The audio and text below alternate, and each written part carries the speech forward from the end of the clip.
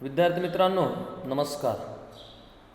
या अगोदरच्या तासिकेमध्ये आपण गायी घरा आल्या हा इंद्रजित भालेराव यांचा जो ललित लेख आहे त्याचा आपण अभ्यास करत होतो. गायी घरा आल्या हा इंद्रजित भालेराव यांचा ललित लेख आपल्याला मराठी कथात्मक साहित्य हा जो आपला पेपर आहे या पेपरमध्ये अभ्यासक्रमाला ठेवलेला आहे. गायी घरा आल्या या ललित लेखाचा अभ्यास करत असताना आपण सुरुवातीला इंद्रजित भालेराव यांचा परिचय पाहिला. मी असं तुम्हाला म्हणालो की 1960 नंतर मराठी साहित्यामध्ये खऱ्या अर्थानं ग्रामीण जीवन आलं आणि या देशाला स्वातंत्र्य मिळाल्यानंतर हे शिक्षण ग्रामीण भागापर्यंत पोहोचलं आणि ग्रामीण भागामध्ये शिक्षण पोहोचल्यानंतर ग्रामीण भागातील मुलं ही शिकू लागली. नंतर ती मोठी झाली, त्यांनी साहित्याचा अभ्यास सुरू केला आणि त्यांना असं जाणवलं की साहित्यातून आलेलं जे ग्रामीण जीवन आहे ते अगदी बरोबरच आहे. आणि मग त्यांनी काय केलं, लेखनाला सुरुवात केलेली आपल्याला दिसून येते. आणि त्यामुळं इंद्रजित भालेराव यांनी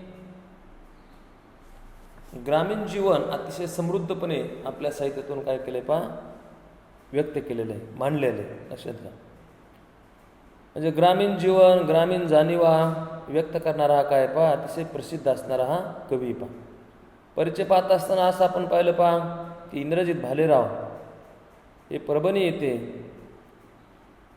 DSM कॉलेजमध्ये प्राध्यापक म्हणून काय करतात ते कार्य करतात. त्यांच्या अनेक कविता विद्यापीठीय शालेय अभ्यासक्रमातून लावलेले आहेत. काही त्यांच्या कवितेचं दुसऱ्या भाषेमध्ये देखील काय झालेलं भाषांतर झालेले. त्यांचे अनेक काव्यसंग्रह प्रसिद्ध आहेत. त्यांनी जवळजवळ 12 कविता संग्रह लिहिलेत.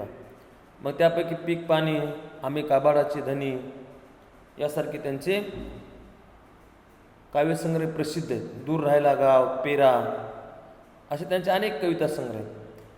या कविता संग्रहाबरोबरच त्यांनी काही ललित लेख देखील लिहिलेले. गायी घरा आल्या हा त्यांचा ललित लेख संग्रहच आहे, लक्षात घ्या.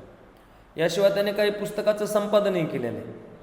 आणि मग त्यामध्ये आपल्याला असं दिसतं की त्यांनी प्रामुख्यानं काही जी पुस्तकं संपादित केलेली आहेत त्याच्यामध्ये मराठवाड्याचे प्रसिद्ध कथाकार B. रघुनाथ यांचं समग्र वाङ्मय त्यांनी काय केले संपादन केलेलं आहे.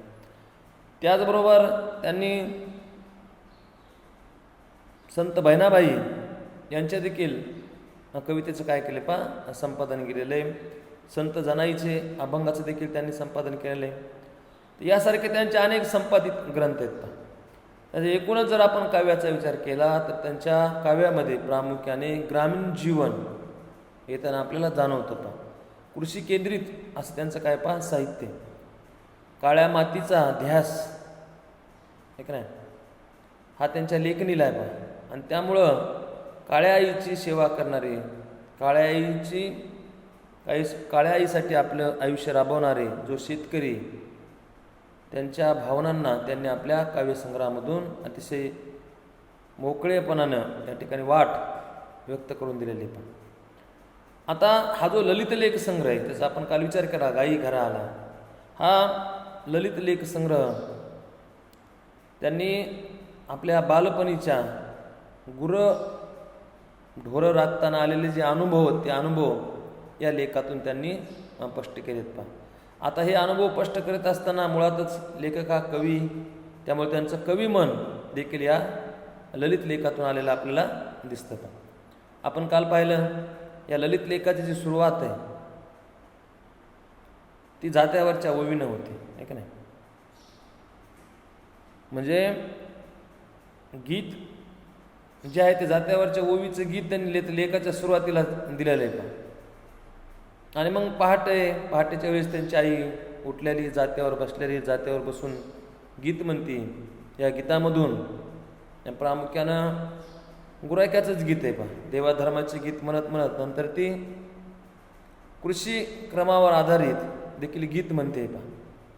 आणि मग त्या गीतामधून हा जो गुराखी बाई नेनता जो गुराखी ना तो लहान आहे, त्याच्यावर गुरं राखायची वेळ आलेली, आणि मग तो अचानक आलेला पावसानं कसा झोडपतो, त्याची कशी तारंबळ उडते, याचं अतिशय हृदयस्पर्शी चित्र आपल्याला त्या गीतातून येताना दिसतं पा. आणि मग पहाटे सगळे उठलेले आहेत. पहाटेच्या साखर झोपीमध्ये त्यांच्या कानावर वेगवेगळे आवाज येतात पा. त्यामध्ये त्यांचे वडील आडावरून जाऊन पाणी आणतात. मग ते पाणी हौदात टाकताना त्या पाण्याचा येणारा आवाज, बाजूच्या आडावरच अनेक लोकांनी पाणी भरण्यासाठी केलेली गर्दी, आणि त्यामुळे मग ते जे पोहरे आहेत त्या पोहऱ्याचा येणारा आवाज पाणी भरत असताना. याशिवाय मग घराच्या अंगणामध्ये वडिलांनी लावलेला जो जाळ आहे आणि त्या जाळामध्ये येणारा बियाचा तडतड आवाज, अशा वेगवेगळ्या आवाजाने हे सगळे आवाज कानावर पडत पडत त्यांची पहाटेची काय झोप सुरू असते. आणि आई मग गीतातून आपल्या लेकरांना उठावं म्हणून ते गीत देखील या ठिकाणी म्हणते पा. त्या गीताचे संदर्भ देखील इंद्रजित भालेराव यांनी दिलेले आहेत पा. तरीही हे काय उठत नाहीत पा. मग अशा वेळेस मग त्यांचे बाबा वडील भाऊ जे आहेत ते काय करायचे, मग अंगावरची गोधडी वाढायची आणि मग ते उठायचे पा. आणि मग पहाटे उठल्या त्यांना एक काम लागलेलं असायचं बा. कोणतं पात्र गावामध्ये जाऊन गोमूत्र गोळा करणं. कारण मोठी पेरणीसाठी लागणारं जे बी, त्या बियाला पूर्वीच्या काळी गोमूत्र लावलं जायचं. आणि मग गोमूत्र लावलेलं बी हे जमिनीमध्ये पेरलं जात असे पा. त्याचं कारण असं पहा की त्याला कीड लागू नये, ते जोमदारपणे उगवावं असा त्याचा काय होता पहा हेतू होता. आणि त्यामुळे मग ही मुलं उठायची आणि पहाटेच सकाळीच काय करायची पहा, अनेक गायवाडे धुंदळायचे आणि गोमूत्र वगैरे काय करायची पहा गोळा करायची. म्हणजे अजानपणी ज्या वयामध्ये कळत नाही अशा वयापासूनच शेतकऱ्याच्या लेकरांना काय करावं लागतं पहा, काम करावं लागायचं. तसं यांना इंद्रजित भालेरावांना देखील काम करावं लागायचं. आणि मग त्यांनी मी केव्हा गुरंढोरं वळली याचा प्रसंग सांगत असताना त्यांनी 1972 पासून वयाच्या 7व्या-8व्या वर्षापासूनच आपण गुरंढोरं कसं वळत होतो याचं त्यांनी चित्रण केले पहा. 72ला दुष्काळ पडलेला आहे आणि त्यामुळं मग शेती काही पिकलेली नाही पहा. अशा काळामध्ये मग गुराखी काही लावलेलं नाही पहा. आणि त्यामुळं मग आपसुकच यांच्यावरच गुरंढोरं राखण्याचं काम येऊन पडलेलं आहे पहा. दुष्काळ तसा आहे गावामध्ये, 72चा दुष्काळ फार मोठा आहे पहा. कुठंच फारसं ओलं, कुठं पीक नाही, हिरवा चारा नाही. अशा वेळेस ती सगळेजण काय करतात पहा, जनावरं राखत असतात. कुठंतरी दूर विहिरीच्या काठी थोडाफार ऊस आटल्याचा ते उल्लेख करतात. आणि मग ते जनावरांपासून ऊसाचं संरक्षण व्हावं म्हणून त्या शेतकऱ्यांना लावलेली दोन्ही बाजूनं कुपाटी. आणि त्यामुळं मग उगं ढोरामागं फिरायचं उन्हामध्ये वन. लक्षात घ्या, भीती एकच होते की आपली गाई ढोरं कोणी चोरून नेऊ नये, त्यांना कोणी कापून खाऊ नये, म्हणून ते ढोरांच्या मागं फिरायची. दुपारच्या पाळी दूर कुठंतरी पाणी पाडण्यासाठी थुनाजी नदी त्या ठिकाणी असणारा जो धरमवाडी ढव आहे त्या ढवावरती ढोरं घेऊन जायची पा. आणि संध्याकाळी गावामध्ये ते काय करायचे पा, प्रामुख्यानं आडावरच शिंदून जनावरांना पाणी पाडलं जायचं. त्या ठिकाणचा प्रसंग त्यांनी सांगितलेला आहे पा. सगळ्या गावाची गुरं ढोरं त्या ठिकाणी जमा व्हायची. मग अनेक शेतकरी त्या आडावर चढून पोहऱ्यानं काय करायचं पा, पाणी शिंदायचे. आणि मग एकमेकाच्या टोपल्यात टाकत असताना, दुर्डीत टाकत असताना जनावर काय करायचे पा की दुसऱ्या शेतकऱ्याच्या दुर्डीमध्ये डोकं घालून काय करायचे पा, पाणी प्यायचे. आणि यासारखे अनेक प्रसंग सांगत ते पुढे त्यांनी काही प्रसंग सांगितले आहेत पा. उन्हाळा खूप आहे, प्रचंड ऊन पडलेलं आहे, झळे देखील प्रचंड लागतात. आणि मग रात्री झोपल्यानंतर त्यांना अचानक जाग येते पहा, कसल्या तरी वेदना होण्यामुळं. तर त्या टायमाला त्यांना उन्हाळी लागलेली असते, लघवी थेंब होते, प्रसाकडं आल्यासारखं वाटायला लागलेलं आहे. मग अशा वेळेस रात्री वडील उठतात, याबरोबरच आई पण उठते. वडील त्यांना गार पाण्याने त्यांचं अंग पुसून घेतात, त्यांच्या बेंबीमध्ये पाणी टाकतात. आणि मग केव्हा तरी त्यांना पहाटे झोप लागलेली ते काय करतात ना, उल्लेख करतात. याशिवाय 72च्या दुष्काळामध्ये अगोदरच इथं जनावरांना खायला नाही लक्षात. आणि त्यामध्ये मग राजस्थानामधून लक्षात घ्या, उंटावरून शेळ्या राखणारे काही धनगर आलेले असतात पा. त्यांच्यापाशी डापण्या गाई देखील असतात पा. आणि मग यांना त्यांचा राग येतो पा, कारण आपल्या जनावराला खायला नाही. आणि मग हे उंट हे तर पूर्णपणे पाला वगैरे ओरबाडून खायचे पहा. त्याने त्या डापण्या गाईचा एक संदर्भ दिलेला आहे. एक डापणी गाय एका झाडाखाली बसते, ती म्हातारी असते, त्यामुळे ती काय उठू शकत नाही. मग अशा वेळेस त्या डापण्या गायला जगवण्याचा प्रयत्न ती आणि त्यांचे वडील करतात, परंतु त्यामध्ये काय त्यांना यश येत नाही पहा. आणि मग अशा वेळेस ती गाय काय होते फक्त मृत्युमुखी पावते. त्यांचा असा विचार असतो की या डापण्या गायला जगवायचा आणि तिचा वंश वगैरे वाढवायचा. आता लेखक ह्या ठिकाणी सांगतो पहा की 72च्या दुष्काळानंतरही त्यांनी अनेक वेळा ढोरं वळलेली पहा. प्रामुख्याने उन्हाळ्याच्या दिवाळीच्या सुट्टीमध्ये किंवा मग सणवार असेल, रविवारची सुट्टी असेल, अशा अनेक कारणासाठी त्यांना ढोरं वळावी लागत. त्यांना सगळ्यात जास्त वाईट केव्हा वाटतं पहा की यात्रेच्या दिवशी गुरं राखण्याचं काम त्यांना करावं लागायचं. कारण गावातील जे गुराखीत ते साल ठरवत असतानाच त्या अगोदर बोली करायचे पहा की जे काय साल असेल ते असेल त्या रकमेवर ते राहत असत, परंतु यात्रेला मात्र खाडा ते मागायचेच. आणि त्यामुळं मग साहजिकच यात्रेला हे सगळे गुराखी जायचे. पण मग अशा वेळेस ढोरं राखायची वेळ, गुरं राखायची वेळ यांच्यावर यायची पहा. आणि त्यामुळं आता हा जो गुराखी त्याची देवावर एकदम निष्ठा आहे, पण त्यामुळे ते काही जत्रा वगैरे सोडत नसत पहा. आणि त्यांचा असा समज होता पहा, त्याची अशी श्रद्धा होती की आपण जर यात्रेला गेलो, आपण जर जत्रेला गेलो तर त्या ठिकाणी देवाचं दर्शन घेतल्यानंतर तो काय करतो पहा, आपल्याला सुख देतो, आपल्या येणारी संकटाचं हरण करतो. आणि त्यामुळं मग गावातले सगळे गुराखी काय करत पहा जत्रेला जात असत. त्याने औंढा नागनाथची अशी एक कथा सांगितलेली. महाभारतामध्ये पांडवांना 12 वर्ष वनवास झालेला असतो आणि 1 वर्ष अज्ञातवासात असतात पहा. आणि मग 1 वर्ष अज्ञातवास ते काय करतात पहा, विराट राजाच्या घरी राहत असतात पहा. विराट जे पर्व आहे महाभारतामध्ये, जे 18 पर्व आहेत त्यामध्ये एक पर्व विराट पर्व आहे म्हणून पहा. तर विराटाच्या घरी त्यांना गायी आणि ढोरं राखण्याचं काम दिलेलं होतं पांडवांना. आणि मग ते गायी ढोरं घेऊन शेतात जायची पहा चारण्यासाठी. आणि मग औंढ्याला असताना लक्षात घ्या, त्या ठिकाणी एक गाय मात्र काय करते की तळ्यामध्ये जाते आणि त्या ठिकाणी ती जाऊन उभी राहत असे. आणि ती गाय नेमकी घरी आली की दूध कमी द्यायची. आणि त्यामुळं मग विराट राजानं किंवा विराटच्या लोकांनी असं राजाला सांगितलं, विराट राजाला, की पांडव काय करतात, त्या गायीचं दूध पितात आणि त्यामुळे ती गाय काही दूध कमी देते पहा. आणि मग पांडवांनी काय केलं पहा, त्या गायीवर नजर ठेवली. तर त्यांच्या असं लक्षात आलं पहा की ती गाय तळ्यामध्ये जाऊन उभं राहते आणि त्या ठिकाणी काय करते पहा, त्या ठिकाणी जी महादेवाची पिंड आहे त्यावरती अभिषेक आपल्या दुधाचा करते. आणि त्यामुळं मग त्या भीमानं वगैरे काय केलं पहा, ते तळ फोडला आणि मग ती महादेवाची पिंड काढली. आणि मग तेव्हापासून त्या ठिकाणी औंढा नागनाथाचं मंदिर उभं राहिलं, अशी कथा या ठिकाणी लेखक सांगतोय. म्हणजे प्रत्येक जत्रेच्या यात्रेच्या ठिकाणी काही ना काही कथा आहेत पहा, लक्षात घ्या. त्या लोककथा आहेत, लक्षात घ्या. त्या लोकांनी काय केलं पहा, निर्माण केलेल्या काय आहेत पहा, कथा आहेत. आणि त्यांच्यावर त्यांची प्रचंड अशी श्रद्धा आहे पहा, ती लोकदैवत आहे.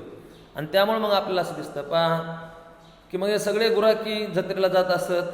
त्या ठिकाणी जाऊन मग वेळूच्या काट्या आणायचे, ते बासऱ्या आणायचे, पावे, सारंग्या, गोंड्याच्या टोप्या आणि खाण्यासाठी चिवडा बर्फी घेऊन यायचे. तर सगळे गुराखी काय करतात पहा, जत्रेला जात. आणि अशा वेळेस मात्र यांना खूप वाईट वाटते पहा की आपल्याला गुराख्यांमुळं जत्रेला जाता येत नाही. त्याचं कारण असं आहे पहा की त्या दिवशी गुराख्याचा पाडा असायचा, खाडा असायचा, गुराखी त्या दिवशी काही यायचं नाही. आणि मग आपसुकच यांना गुरंढोरं राखण्याचं काम करावं लागायचं. आणि त्यामुळं मग ते आपल्या वडिलापाशी हट्ट धरतात मला जत्रेला जायचं म्हणून, परंतु त्यांचे वडील काही ऐकत नाहीत पहा. ते असं म्हणतात पहा की वाटेल ते करायला कुणब्याच्या पोटी कशाला यावं, कशाला कुणा लाटसाहेबाच्या पोटी जन्मावं. म्हणजे आपल्या मनावर तुम्हाला शेतकऱ्याच्या पोटाला येऊन वागता येत नाही.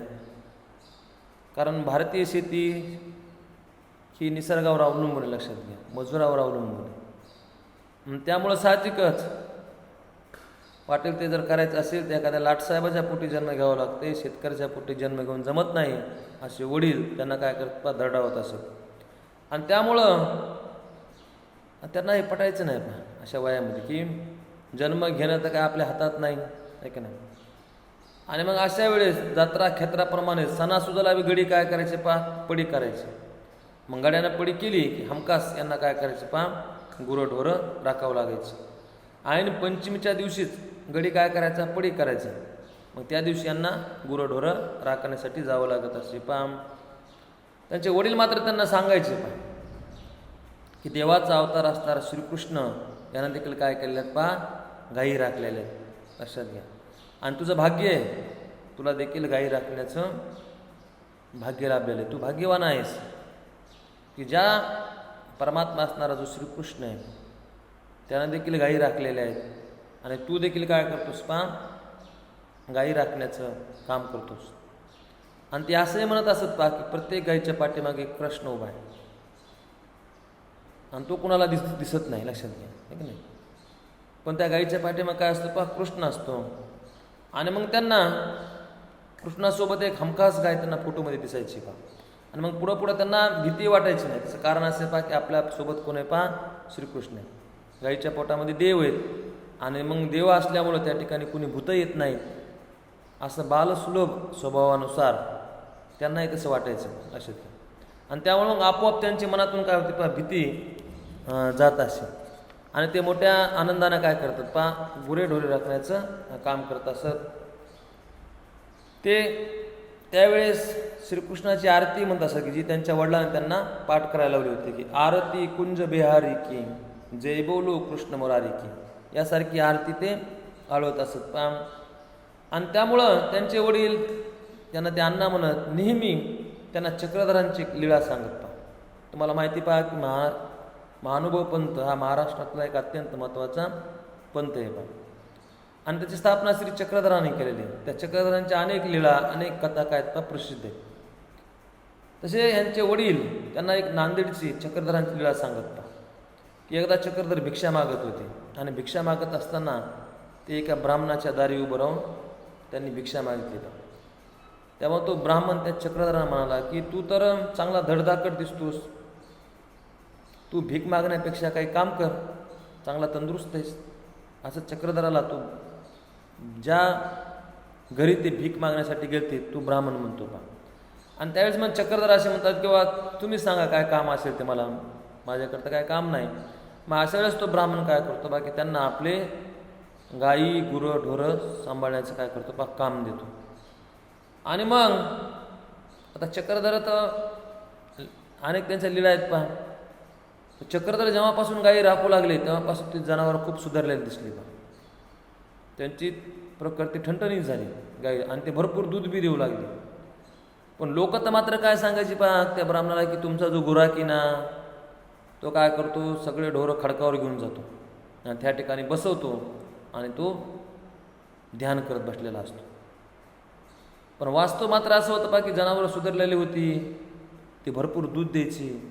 आणि मग नेमकं खरं काय खोटं काय हे जाण्यासाठी तो ब्राह्मण काय करतो एक दिवस चक्रधरांच्या पाठीमागं जातो आणि तो पाहतो तर खरंच त्या ठिकाणी चक्रधर हे खडकावर ध्यानस्थ बसलेले आहेत आणि त्यांच्यासमोर गायी वगैरे रवंत करत असलेल्या त्यांना दिसतात आणि मग त्यांना आपली चूक उमजते. त्यांना असं वाटतं की हा कुणी सामान्य माणूस नाही, हा प्रत्यक्ष श्रीकृष्णाचा काय अवतार आहे. आणि मग ते घरी येतात आणि घरी येऊन ते असं सांगतात की आपल्या पत्नीला सांगतात की आपण जो गुराखी ठेवलेला आहे तो काही सामान्य माणूस नाही, तो प्रत्यक्ष श्रीकृष्णाचा अवतार आहे. आणि मग त्याच्यात ते स्वागताची तयारी करतात. परंतु चक्रधर हे अंतर्ज्ञानी असल्यामुळे त्यांना हे कळतं आणि ते काय घरी येत नाहीत. या ठिकाणी त्याने लीळेमधली एक गोष्ट सांगितलेली की चक्रधरांनी गुरंढोरं राहत असताना त्या ब्राह्मणाला एक आट घातली होती की खुट्याचं वासरू प्यायला सोडील पण आखडणार नाही. खुट्याचं वासरू प्यायला सोडील पण आखडणार नाही. गाय चारायला नेईल परंतु आणून खुट्याला बांधणार नाही. त्याने काय म्हणलं किंवा खुट्याचं जे वासरू आहे मी प्यायला सोडील पण आखडणार नाही आणि गाय चारायला नेईल परंतु आणून खुंट्याला बांधणार नाही. हे अण्णा सांगत पा, लक्षात घ्या. परंतु अण्णा वागताना मात्र याच्या विरुद्ध वागत. आणि त्यामुळं लेखकाला खूप कुतूहल वाटायचं की म्हणजे रात्री संध्याकाळी धार वगैरे काढताना अण्णा काय करायचे, वासरू सोडायचे.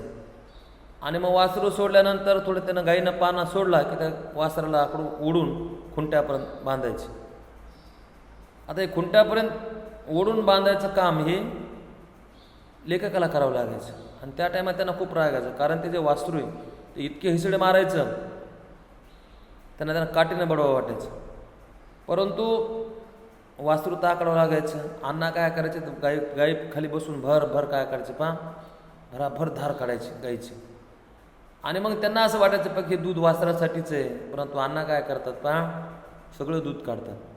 चक्रधरांची गोष्ट सांगणारे अण्णा मात्र वास्तवामध्ये त्या वासराला काही दूध ठेवत नाहीत. इतकंच नाही तर जी गाई पाना चोरते त्या गाईचे पाये बांधून ते काय करतात धार काढतात.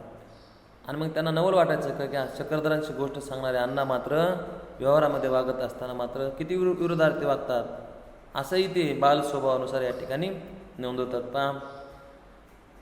त्यांना हे माहिती पाहिजे गाईचा चारा म्हणजे काय असायचं, तर दिवसभर जनावराला म्हणजे बैलाला चारलेली जी कडबा आहे त्याची उडलेली जी चिपाट आहे ती टाकल्या जायची. आणि अण्णाला असं वाटायचं की दुभत्या गायला तरी कमीत कमी कडबा टाकावा. लेखाला असं वाटायचं सगळ्या जनावराला टाकावा. परंतु अण्णा मात्र काय करायचे दुभत्या गायलाच काय करायचे कडबा वगैरे टाकायचे. बाकीच्याला जनावराला मात्र चिपाडे वगैरे चारलेले असायची. आणि त्यामुळं